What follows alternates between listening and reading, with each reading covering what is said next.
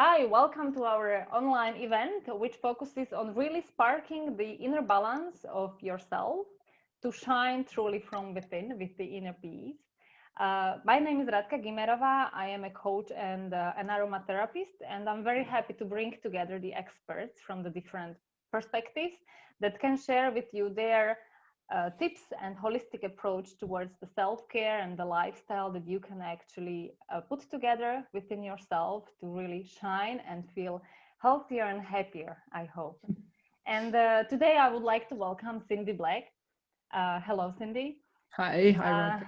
I know Cindy as a really real expert and a warm-hearted person, expert providing the holistic living approach and nice tips for the self-care and for the healthy lifestyle with the natural approach using the traditional Chinese medicine, acupressure, and also the traditional Taoism, right?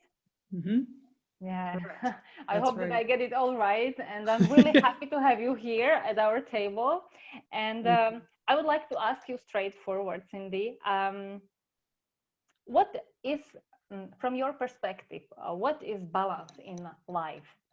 you.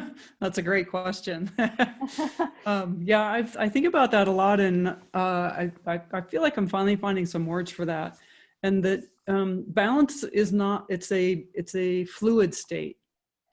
I used to strive for. I just want to get balance, as if it was a mark, and that I would just be stationary on it, and once I got there, everything would be good. But to me, balance is really the ability to respond to things that are going on, because obviously we really can't control outside events. Um, so I feel like balance is the ability to return to a place of feeling connected, a place of being calm emotionally, and all the different physiological systems coming to balance, like blood pressure or heart rate on a very material, on a very basic, I guess, physical level, those kinds of things, but that we return to them. It's not a stationary state, and that it changes over time, you Mhm. know? So being able to go with the flow of our age, of the seasons, of the circumstances, to just keep kind of, I don't know, staying in the stream of a more balanced place. I hope that. Yeah, yeah, that's wonderful. Thank you. And Sure. how would you maybe define the effects of being imbalanced versus imbalanced? What is the positivity of really taking care of our inner balance? Yeah. Well, when I was younger, I used to drive myself completely crazy internally. And when I was in college, I saw a sign for a karate class, and the line that got me said inner peace. And I was like, Mhm. that's what I want, inner peace. Sure. So I couldn't quite identify that I was out of balance, but I will never forget that little poster. I was like, I want inner peace. I want inner peace. And so I've really set my life towards that. And I feel like when I have some peacefulness within, and having spent many years focused on creating a reliable path inward, Mhm. then I have a resource to turn to when things get hard. And then I'm not in such an extreme situation where I have to rely solely on the advice of other people, which I appreciate, right? We want to be in a dynamic, but Mhm. um, I want to be able to rely on my inner resources and my connection, and stay on my life path. And when I don't have that, if I'm feeling just totally rocked emotionally by hard events, then I feel like I might do things that continue to take me off the path or off a path of balance, whether that's uh, too much recreational drugs or pharmaceutical drugs or Mhm. extreme behaviors. Those things, they create pain for the individual and other people around them. So that's why I feel like it's very important to be connected with ourselves, and at least keep trying to go there, to have a Mhm. reliable path inward. So how would you suggest to go there? Well, there's any infinite ways to go there, right? And I've studied lots of things and tried lots of things. And like you were saying a little bit about Taoism, and that's the philosophical basis of Chinese medicine. And I'm not a scholar by any means, but one of the things that I take from Taoism is that we each need to find our own path. And I take that seriously. Yeah, I have this line in my head sometimes, like, oh, what if it's true? You know, like, what if it's true that we're supposed to have our own path? What if it's true that, you know, I've heard like the kingdom of heaven resides within? What if that's true? And really wonder about that and take it on. And so everything that I've seen in my life kind of ends up like, yeah, we have to find our own way. And so with Taoism, it just kind of puts that out there on the individual to say, you know what, you got to find your own way. And it's nice to have some guidance. That's the trick, right? You need a little guidance, but yeah, we have to find our own way. And so, you know, it's easy to say, oh, you have to go inward, but it's nice to have some help in that direction. And it's nice to even know that that's a direction worthwhile going to. And as a teacher, it's weird because you're trying to ride that balance between, you know what, you got to find your own way. And as a teacher, staying out of the way. And also in massage or healing, the helping professions. Yeah. These people say, oh, I need your help. It's like, okay, I want to help you, but you have to find your own way. Yeah. So I wouldn't say that there is any one way, but I would say that it's worth the effort to wonder about it and spin out in confusion enough to hear yourself. And then, you know, sometimes it feels like a very courageous event to just listen to ourselves and say, you know what, I don't know. I think I just need to stare at the blue sky for 10 days. That's my way. And listen to it and go that way. Yeah, I love that. Thanks.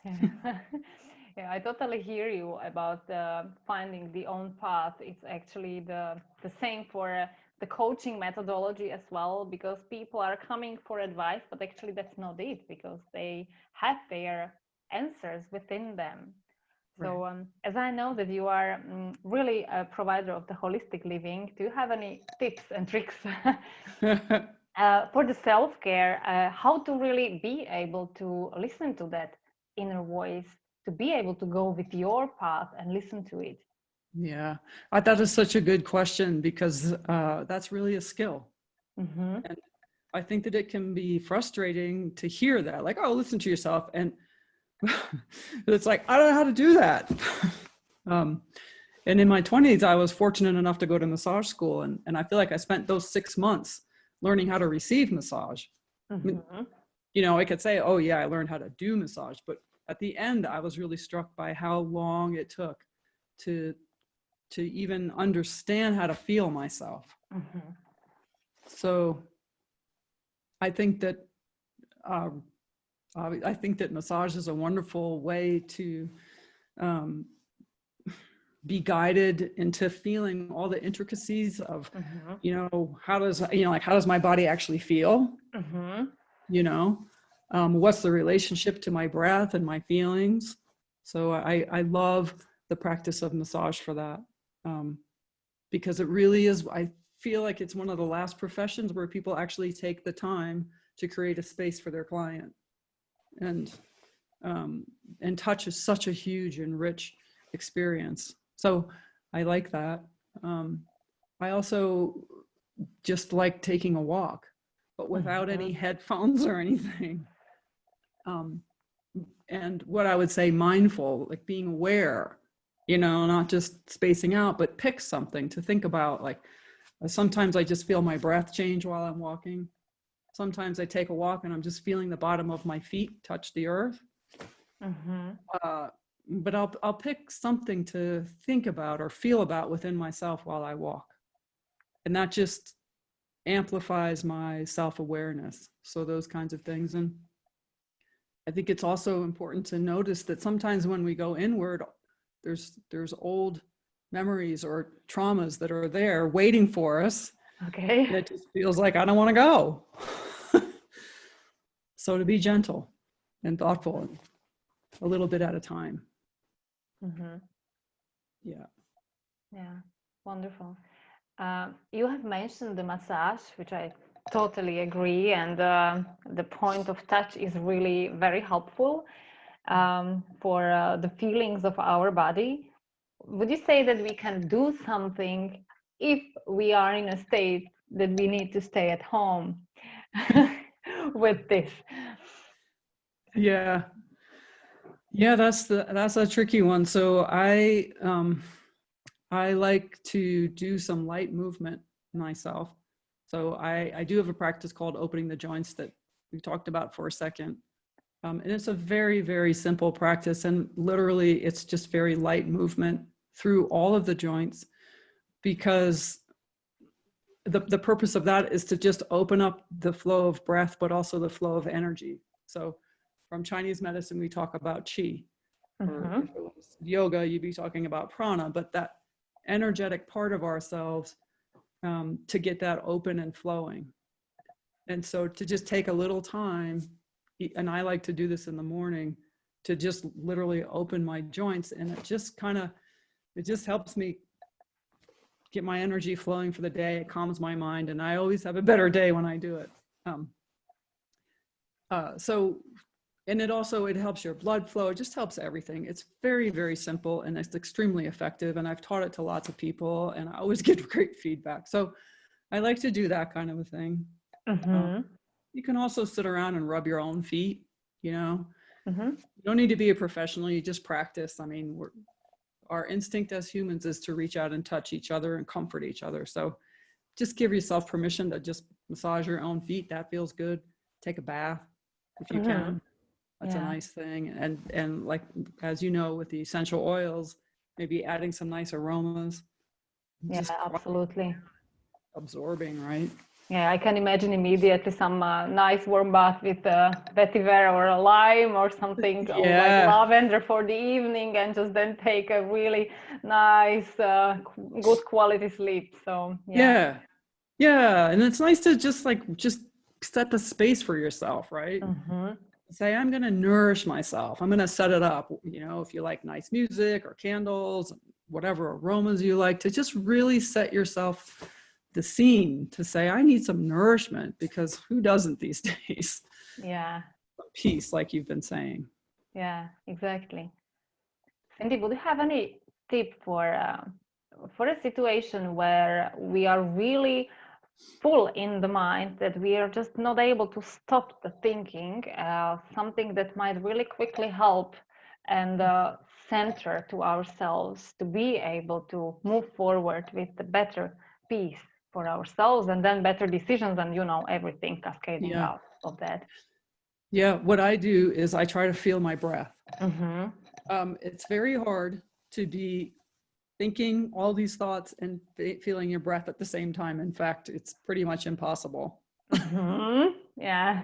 So if you can get a moment in, that whatever time, to say, wait, maybe I should try feeling my breath, and just literally, you might want to close your eyes, you might not, but you just literally feel the temperature of the air coming in your nose. It just depends where you can feel your breath along your respiratory system. So it's worth noticing that before you need to do this. But it might be like you just are trying to feel the space in your nose, in your throat, in your lungs, but you're literally feeling the air.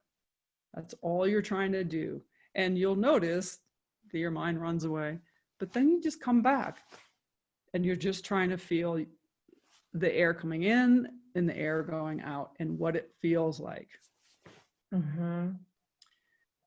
And that's one of the fastest ways to get out of the thinking. Because we're trying to shift from thinking to feeling. And so, when the thinking gets too big, it takes effort to come back to feeling, but feeling the breath is an immediate way to calm many things. And then, you know, on a whole physiological level, it helps to normalize lots of different systems. But that's just an extra bonus when your mind's going like, Yeah. So, yeah. Yeah, So, exactly. and you can practice that anytime. You can practice it in the car, at the grocery store, you know, waking up, trying to go to sleep. I practice it all the time. It's just become a habit because I need a big addition to a busy mind. Yeah, but you are right. I mean, it's just a skill that you can practice it whenever you feel really overwhelmed, to just try to focus on your breath. And I mean, the exercise, how long does it take? Is it 5 minutes? Depends on the feelings, right? Yeah. Yeah. I mean, it could be, you know, I set myself to the task because this has been a very hard thing for me. So I set myself the task to just feel 10 breaths in and out each morning. Drove me crazy. But it's helpful because then you start to learn. Because I thought, I can't even do this. You know, I'm not going to bother trying. And I had a teacher who said, well, if that's the hardest thing for you to do, then that's what you should do. Sure. You know, kind of like, hello. I would say it's a wonderful morning routine, right? If you really wake up with this exercise, then actually the whole day has a different perspective. Yeah. And for me, I like to move a little bit first. You know, like take a walk, do the opening the joints, and then practice paying attention to my breath for 10 rounds. But somebody else might like a different series, you know, but I just need to move first. I'm just fidgety.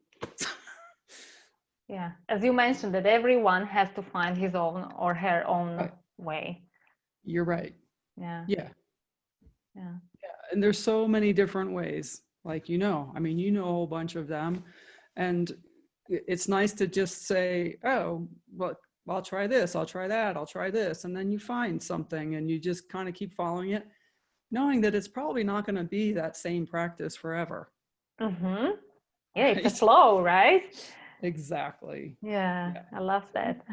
Yeah, so it's really just about experimenting, giving ourselves permission to try some things and feel like this is strange, I don't get it, blah blah, but just try it.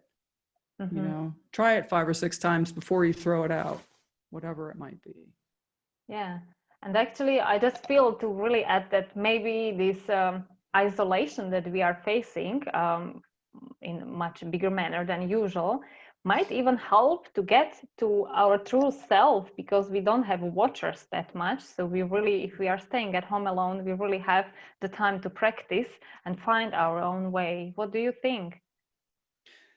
Yeah, I've thought, wow, this is a great time. I'm gonna like meditate a half an hour. I haven't done any of it. Okay.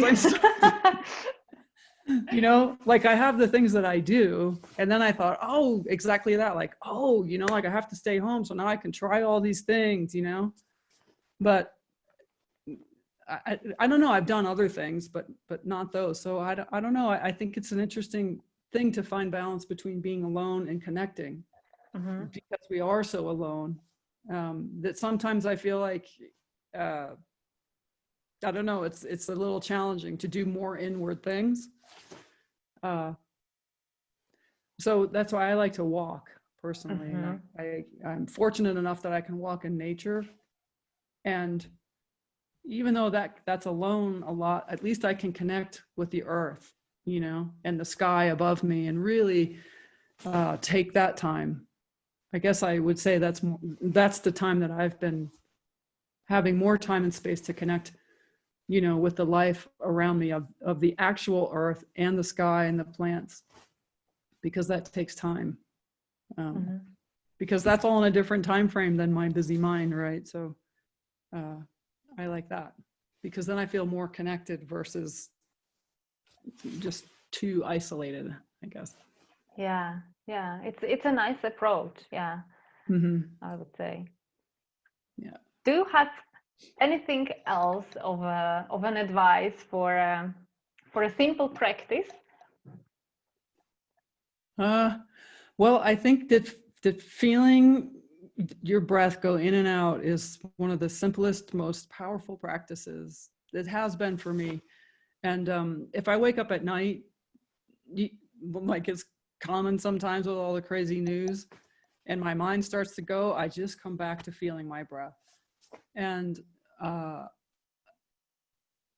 I know it sounds really, really simple, but it's very profound. So I really just like that practice. And each of us has to find our way into feeling your breath. And this is not a formal meditation practice or anything like that. It's just try to feel your breath and get curious about it going in and out. So that's my go-to all the time. And then of course, there's so many formal practices that are available now online. So whatever you might be drawn to. But I do think it's important to take conscious time, because we can be alone, but not be conscious of it. We're just alone instead of, okay, now I'm taking this time to be alone and feel myself and go inward and whatever's nourishing, whether it's trying to feel the sky and the earth. Then that's what I mean by being conscious of it. Because as soon as we put our mind to our breath or our mind to the earth itself or the sky, it's right there. It's living, and willing, able, eager to be supportive and build a relationship with each person. All that nature ever requires of us, I think, is to turn ourselves towards it and be open to communication. And it's such a rich opportunity to do that now, as you say, because we have a little more time.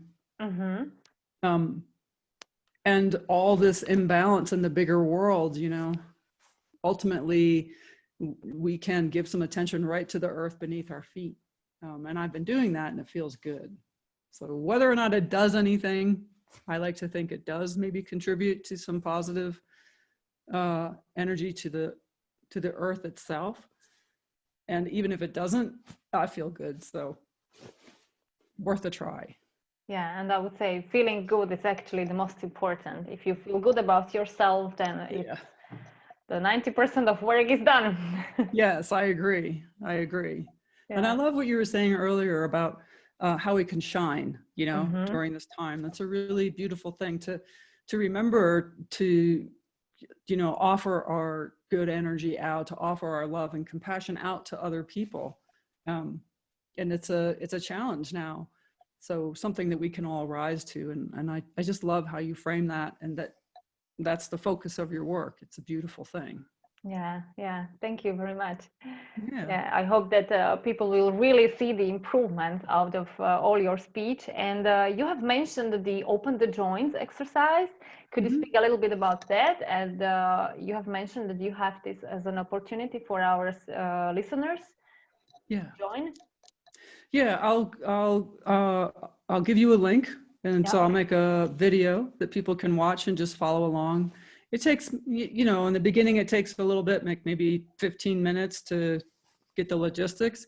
But once you understand the process, you can do it 5 minutes, or you can lengthen it out to 20 minutes if you want, just on the speed that you do it. But we're really just working, just literally trying to get some space between all the joints, from the toes all the way up through the neck. Nothing fancy, very, very simple. But again, slow, mindful, paying attention to our breath and opening it up so that the chi can flow. And if you're not used to feeling your energy, that takes practice too. So as you do this, you start to feel this other thing, and that's your energy. And it's a wonderful thing to connect with, because it's a whole other source of support and vitality. Yeah. It's amazing. I feel that just from listening out to your words, I become bigger and happier and more open. So it works for me, even though I did not watch the video yet. So we are really looking forward to the video. I will put the link to the chat for everyone. Great. So you can join. And to the end of our conversation, is there any message that you would really like to say to the audience? The last message, that if you have just one thing, the one thing of an advice, what would that be? Wow, that's a big question. Well, I think following your lead of being a person in the world who cares, and just figuring out a way to connect and put it out, because you're following your heart and you're finding your way to share goodness and brightness and love and compassion with people. And I think sometimes we can feel really small, like, oh, well, but it's like we can do it. Yeah. A lot of people have a computer now. A lot of people, it doesn't have to be fancy.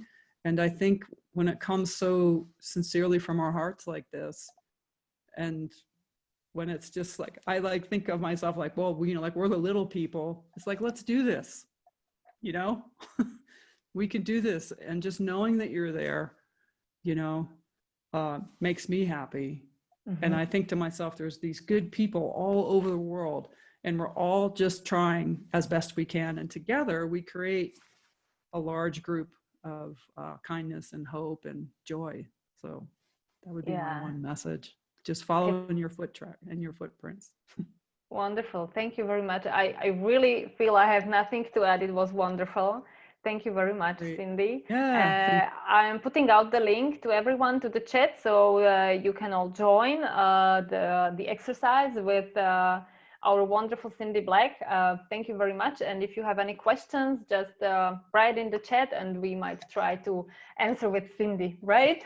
Yeah, absolutely. That'll be fun. Thank you so much, Radka. This is wonderful. Yeah, thank you. Thank you, Cindy. Have a great day. Bye. Bye-bye.